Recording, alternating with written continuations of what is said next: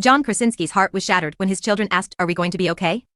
During the pandemic, John Krasinski reflects on the emotional toll that the COVID-19 outbreak had on his family. The 44-year-old Office star spoke with People about his new film If, which Krasinski scripted based on his children's experiences with imaginary pals. Krasinski, who has two daughters, Hazel, 10, and Violet, 7, with wife Emily Blunt, says the idea for this film came to him during the pandemic when his children began to play fewer pretend games. "I made this movie for my kids.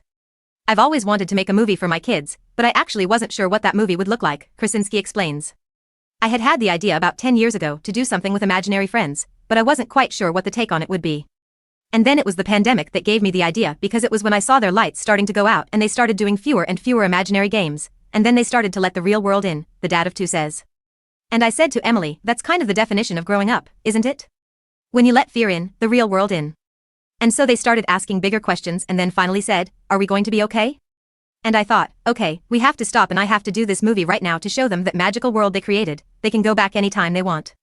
When asked if it broke his heart to hear his daughters asking that question during the pandemic, Krasinski says, "I think shattered is the better word. It shattered my heart."